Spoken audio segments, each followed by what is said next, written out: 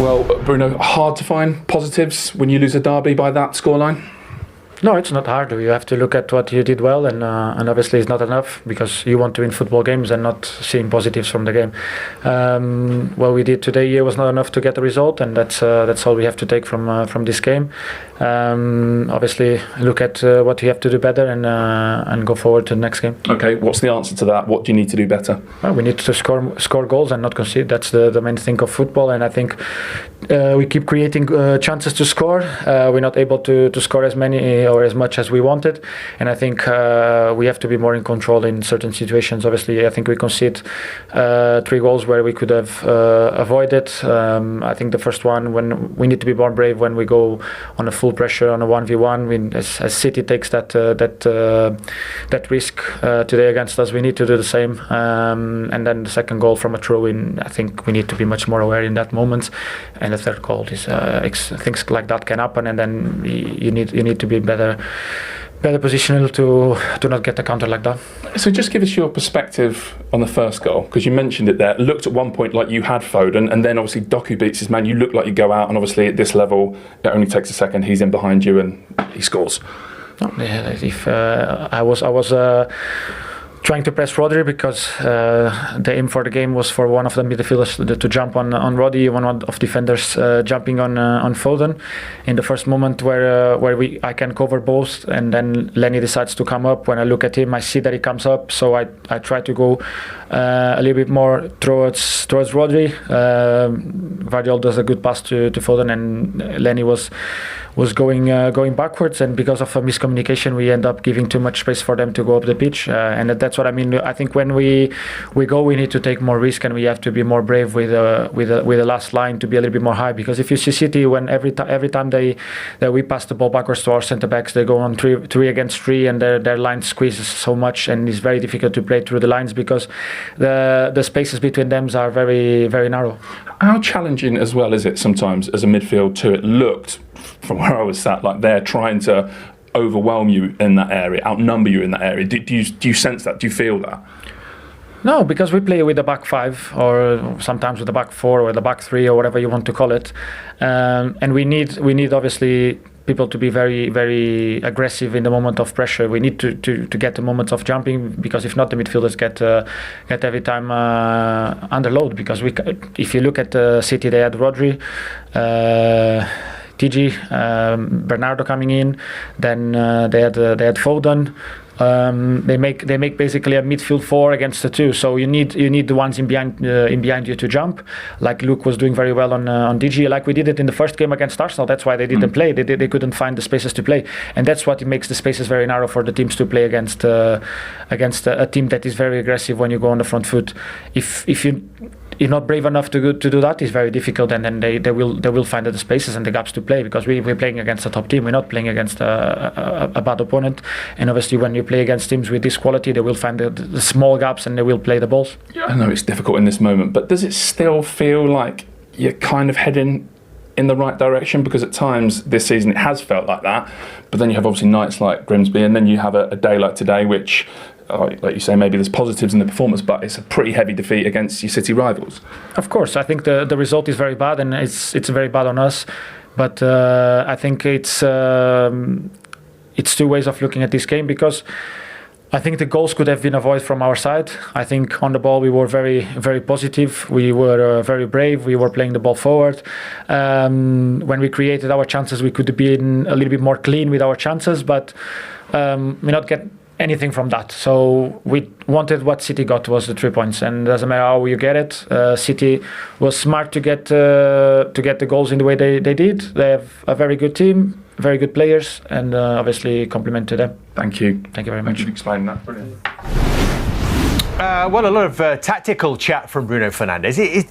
When you think about what he said there, Roy, is that suggestion that the system is at fault there, or the way they've actually tried to deploy the system against such a good side? I don't think he was saying that. He's not going to come out after a game and start criticising the system. I don't think so. And we also know every team that Pep's manager, he tries to overload the midfield, he tries outnumbers, or whatever the system might be. But he's made the point there, I think it's a pretty honest interview, that they should have done better for the goals, as simple as that. They should have been sharper in their own play going forward. But I said it earlier, this United team, they lack that real quality. They struggle defensively. The midfield, run about United breaking the press, but when teams get United look all over the place. I think they're just United are an average team, an average Premier League team. The stats will tell you that, and I'm going back to last season as well. So again, we're sitting here. United's record as well against any of the top 6 teams or whatever is really, really poor. They can't seem to compete. They'll have maybe a good 45 minutes or a good hour.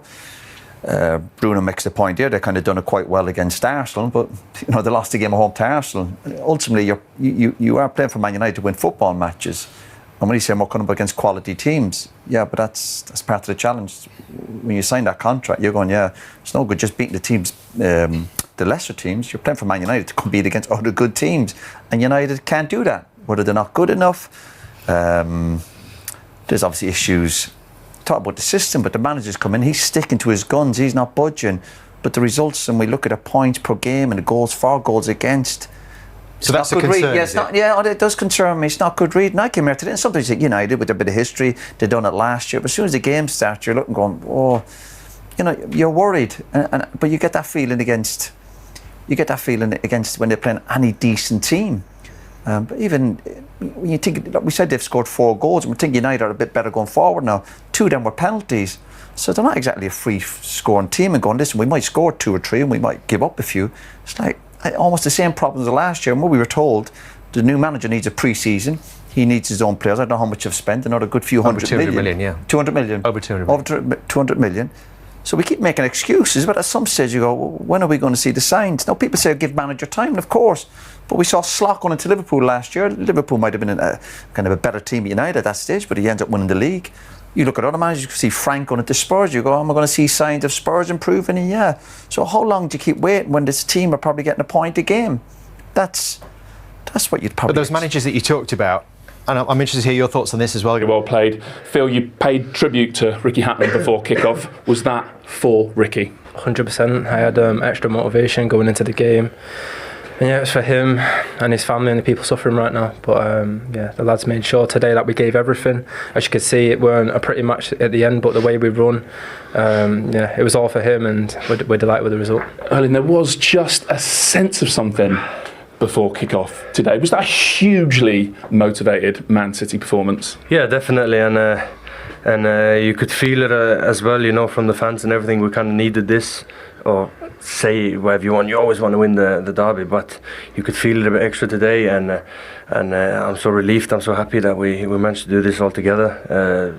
It's not nice to win games, as I said to you a couple of days ago, but we have to keep going, and we have to keep this guy going, because we need him so much, and today we're super happy. I mean, that was something like his best, wasn't it? Yeah, it was, and this is the Phil we need. All Man City are waiting for this, and we're going to help him as much as we can to make him as good as he was the season before last season, I think. No, that makes sense. Yeah, exactly. You've done better than you think. Yeah. Phil, there was, I don't know, it's easy with hindsight, but I almost from your pre-match interview, I had the feeling that you came with a sense today that, right, time to remind people, time to re-announce myself. Definitely, there's been a lot of talk I've seen.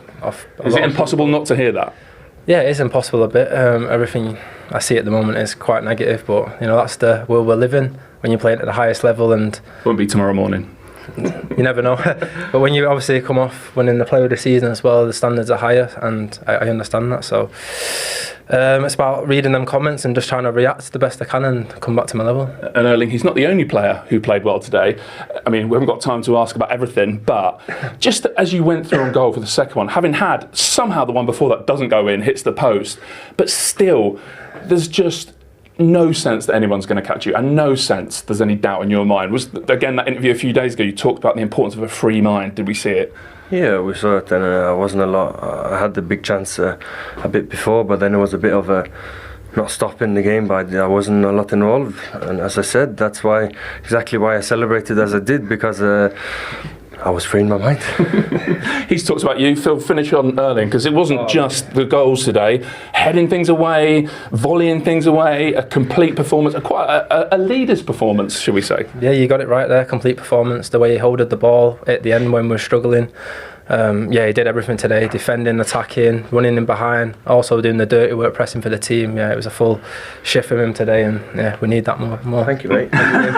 This is lovely. Right, there's a Player of the Match award to give out. Could have been Jeremy, could have been Phil. Anyone there? It's Erling. Would you mind, Phil? Well deserved, my Thank you, mate. Might give it There you go, to brother. Gigi to Donnarumma actually. Yeah, yeah. Some save, wasn't it? He was unbelievable. Oh, he was. Don't forget him. Thank you. Cheers. Thank you. Well done, sorry. I think even Roy enjoyed that. Well, obviously they're pleased with the win. They've got the joy back, haven't they? Is he watching that? Yeah, it's it's good to see two top players, and especially Phil Foden there alluding. Of course they read and see the criticism. People are going to question him, but he's built that up for himself because of how good he's been. So it's the standards that he has set himself that he has fallen below. And he'll know that, and he's carried a lot of weight. From a young teenager moving through the ranks at Manchester City, he's carried a lot of weight with how talented he is.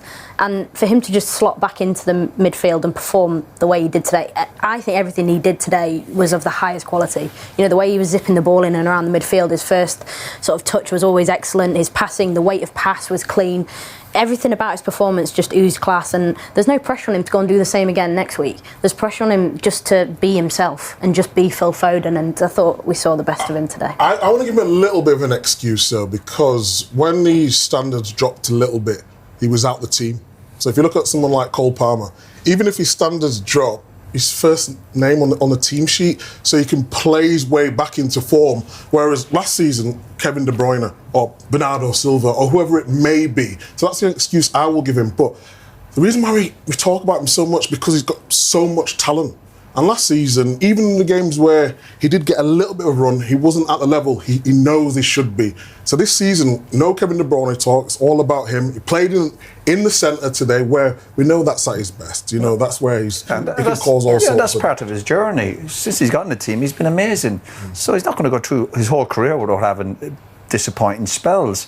He's talking about reading negativity, but that's part of his journey. But you do the business today like you did, and you get back up, get back in the swing of things.